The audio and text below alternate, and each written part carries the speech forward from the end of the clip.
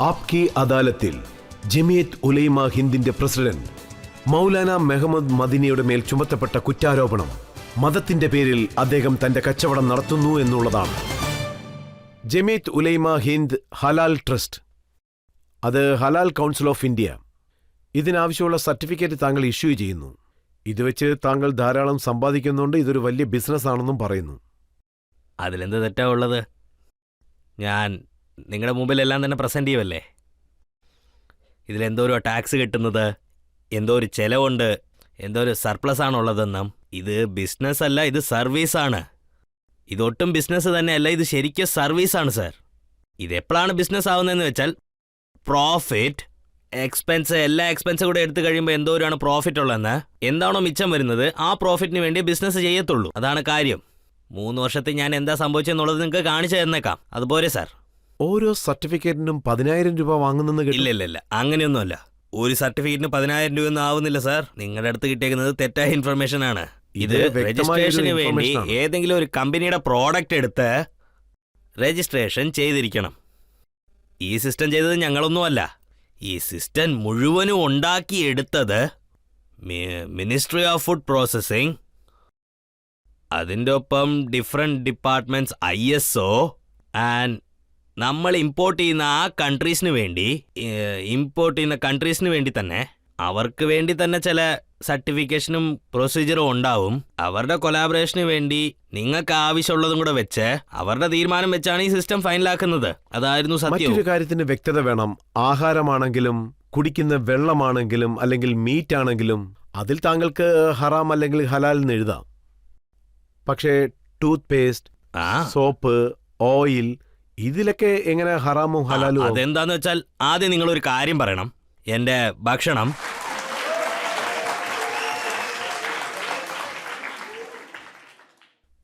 ഭക്ഷണം, പിന്നെ ഈ ബോട്ടിൽ വെച്ചിരിക്കുന്ന വെള്ളം, ഇതൊരു കാര്യം. പിന്നെ സമ്പാദിക്കുന്ന പൈസ, അതും ഹറാമായിരിക്കാൻ ചാൻസ് ഉണ്ട്. ഞാൻ എൻ്റെ ഫ്രണ്ട്സിൻ്റെ അടുത്ത് എപ്പോഴും പറയുന്നതാ, ഹറാമാണ് നിങ്ങൾ പൈസയായിട്ടുണ്ടാക്കി കഴിക്കുന്നത്. ഹലാൽ റെസ്റ്റോറൻ്റാണ് തേടിക്കൊണ്ടിരിക്കുന്നതും. അതെങ്ങനെ ഹലാലാകും?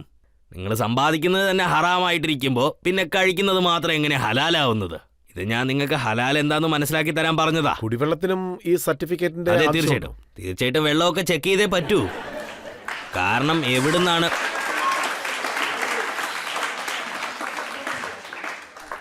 ഏത് കെമിക്കൽ മൂലമാണ് ഈ വെള്ളമൊക്കെ ക്ലീൻ ചെയ്തതെന്ന് ഒന്ന് നോക്കണം.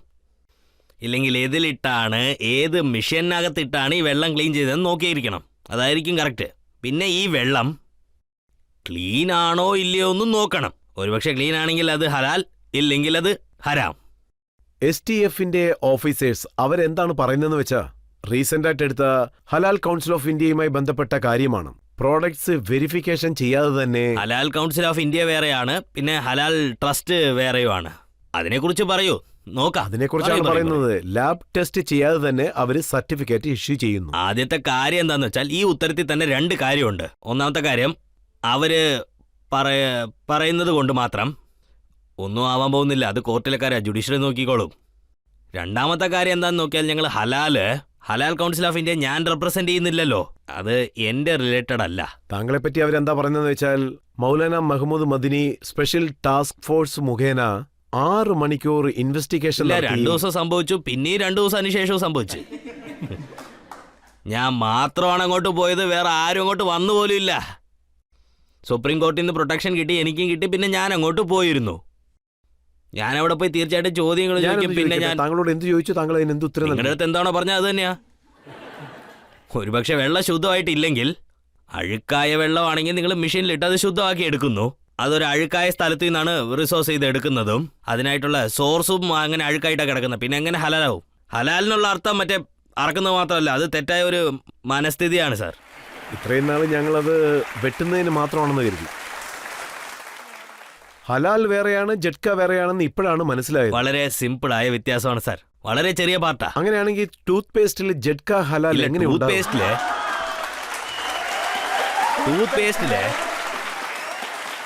ടൂത്ത് പേസ്റ്റ് അവർ കൊഴുപ്പാണ് കലക്കുന്നത്.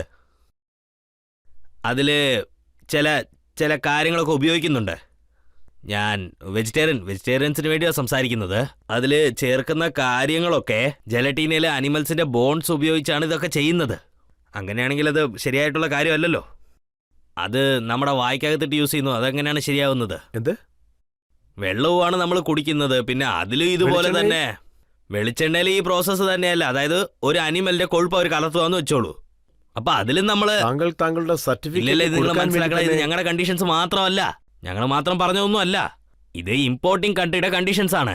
നിങ്ങൾ ഇത് എക്സ്പോർട്ട് ചെയ്യണമെന്ന് വിചാരിക്കുന്നു, ഇത് പ്രശ്നം വരുമെന്നും പറയുന്നു. ഇതൊന്നും നടക്കൂല. ഇമ്പോർട്ട് ചെയ്യുന്ന എക്സ്പോർട്ട് ചെയ്ത് നിർത്തിയാലേ നിങ്ങൾ അങ്ങോട്ട്. ഇതിലെനിക്ക് യാതൊരു പ്രശ്നവും ഇല്ല. ഇത് ഞങ്ങളുമല്ല സാർ. ഈ ഓർഗനൈസേഷൻ ഉണ്ടാക്കിയെടുത്തത് ഞാനല്ല. ഈ ഓർഗനൈസേഷനൊക്കെ ഞങ്ങളുടെ അടുത്തൊന്ന് പെർമിഷൻ മേടിച്ചെടുത്ത് ഇമ്പോർട്ടിംഗ് കൺട്രീസിൽ ഇമ്പോർട്ട് ചെയ്യണമെന്നുള്ള കാരണം അവർ വന്ന് ഈ കൺട്രീസിൽ ഇമ്പോർട്ട് ചെയ്യണമെന്ന് വെച്ചാൽ ഈ പ്രോസസ് എല്ലാം തീർത്തിട്ടാണ് അവർ ഇത് ചെയ്യേണ്ടത്. അവരുടെ ക്വാളിറ്റി കൺട്രോൾ സിസ്റ്റം എന്നൊക്കെ പറഞ്ഞ ഒരെണ്ണം ഇല്ലേ, ആ ക്വാളിറ്റിയിൽ ഇതും വളരെ ഇമ്പോർട്ടൻ്റ് ആണ്. ഇന്ത്യ എക്സ്പോർട്ട് ചെയ്യണം. ഇതുപോലെ ഒരു കൺട്രീസ് മാത്രമല്ല, ഇതുപോലെ ഒരു ചില 50 കൺട്രീസോളം ഉണ്ട്. അവർക്ക് ചില റിക്വയർമെൻറ്റ്സും ഉണ്ട്. ആ റിക്വയർമെൻ്റ് ഒക്കെ ഈ ഡിപ്പാർട്ട്മെൻ്റാണ് ഫുൾഫിൽ ചെയ്യേണ്ടത്. അതുകൊണ്ടാണ് ഞങ്ങളുടെ അടുത്ത് വരുന്നത്. ഞങ്ങളതിനെ ഹെൽപ്പല്ലേ ചെയ്യുന്നത്. വേണമെങ്കിൽ പറ, ഞങ്ങളത് കൊണ്ട് നിർത്തിയേക്കാം. മുഴുവനും ഞങ്ങളിത് നിർത്താൻ തയ്യാറുമാണ്. അതിന് കാശും കിട്ടുന്നില്ല, നാണക്കേട് മാത്രമാണ് മിച്ചം. ഇതൊക്കെ വെച്ച് നിങ്ങൾ കളിയാക്കുകയാണ്. ജനങ്ങളൊക്കെ കൈയടിച്ച് ആഘോഷിക്കുക നിങ്ങളുടെ ചോദ്യത്തിന്, നിങ്ങളുടെ ഓരോ ചോദ്യത്തിനും. ഇതാണ് സംഭവിക്കുന്നത്. താങ്കൾ പറയുന്നത് ശരിയാണ്. ഒരുപക്ഷേ അതിന്റെ ആവശ്യമില്ലെങ്കിൽ താങ്കൾക്ക് അത് എപ്പോൾ വേണമെങ്കിലും ഞങ്ങൾ നിർത്തിയേക്കാം. നാളെ അവർ ഇത് നിർത്തുവാണെങ്കിൽ ഞങ്ങൾ ഇന്ന് നിർത്തിയേക്കാം. ഇന്ന് നിർത്തുവാണെങ്കിൽ ഇന്ന് തന്നെ ഞങ്ങൾ നിർത്താം. ജമിയാത്ത് എന്നവരുടെ ഇൻസ്റ്റിറ്റ്യൂഷനിൽ പെണ്ണുങ്ങളൊക്കെ ബുർഗ ഇടണമെന്ന് പറയുന്നു. പെണ്ണുങ്ങളും ആണുങ്ങളും തനിത്തനിയെ പഠിക്കണമെന്ന് പറയുന്നു. പെണ്ണുങ്ങൾക്കും ഈക്വൽ ഓപ്പർച്യൂണിറ്റി കിട്ടണം, അവർക്ക് ബുർഗയിൽ നിന്ന് സ്വാതന്ത്ര്യം കിട്ടണമെന്ന് തോന്നുന്നില്ലേ? ആഹാ,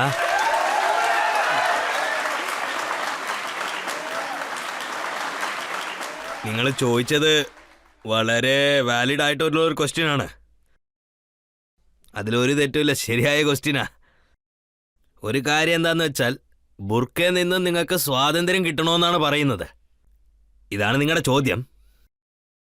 എൻ്റെ ചിന്ത എന്താന്ന് വെച്ചാൽ, ബുർക്കയിൽ നിന്നും സ്വാതന്ത്ര്യം കിട്ടുന്നുണ്ടോ ഇല്ലയോ, പെണ്ണുങ്ങൾക്ക് നല്ല രീതിയിൽ എഡ്യൂക്കേഷൻ കിട്ടണം, അതും ഫസ്റ്റ് ക്ലാസ് ആയിട്ട്.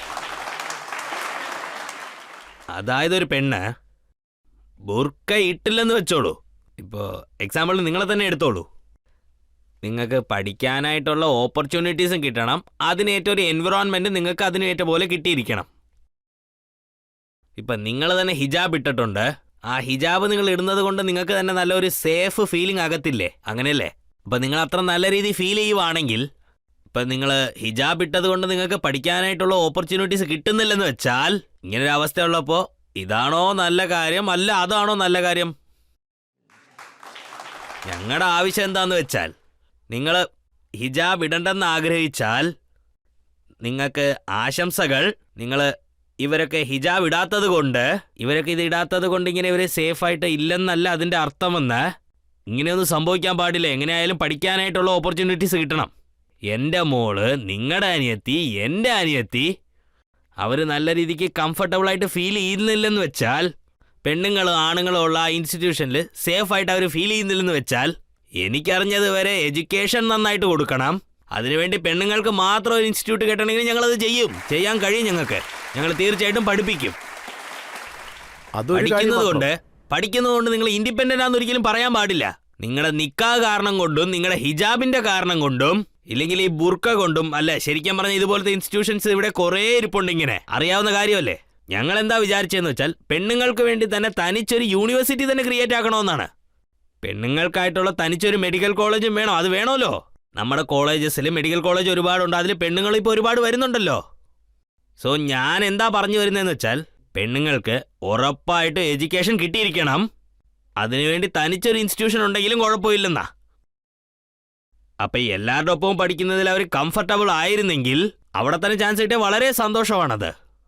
അല്ലല്ല, ഒരു കാര്യം ഞാൻ മനസ്സിലാക്കാൻ താല്പര്യപ്പെടുന്നു. ദാറുൽ ഉലൂം ദിയോബന്ദിന് അവിടെ സ്ത്രീകൾ പഠിക്കണമെങ്കിൽ തീർച്ചയായിട്ടും ബുർഖ ധരിക്കണമെന്നല്ല. അവിടെ പെണ്ണുങ്ങൾ പഠിക്കുന്നതില്ല സാർ. പക്ഷേ പെണ്ണുങ്ങളുടെ പഠിത്തത്തിന് വേണ്ടി തന്നെ ഇങ്ങനെയുള്ള ഇൻസ്റ്റിറ്റ്യൂഷൻസ് ഒക്കെ ശരിക്കും ഇവിടെ ഉണ്ട്. മനസ്സിലായില്ലേ? അതിന്റെ തീർച്ചയായും വളരെ മോശമായ ഒരു കാര്യമല്ലേ ലോക പ്രശസ്തമായ ഒരു ഇൻസ്റ്റിറ്റ്യൂട്ട്. ഇല്ല, ഞങ്ങൾ മിക്സ് ചെയ്യാനായിട്ട് എതിരായിട്ടുള്ളവർ തന്നെയാണ്. മിക്സ് ചെയ്യാൻ ഞാൻ തന്നെ ഒരു എതിരാളിയാണ് സാർ. ചില ഓപ്പർച്യൂണിറ്റീസ് കിട്ടണം, അത് എല്ലാവർക്കും കിട്ടണം. മിക്സ് ആകാൻ പാടില്ല, അത്രേ ഉള്ളൂ. ഈക്വൽ ഓപ്പർച്യൂണിറ്റി നൽകില്ല. ഞങ്ങൾ എന്താ പറഞ്ഞു വന്നതെന്ന് വെച്ചാൽ ആർക്ക് എവിടെ ചാൻസ് കിട്ടുന്നോ അവർക്ക് അവിടെ നന്നായിട്ട് പഠിക്കാം, അത്രേ ഉള്ളൂ.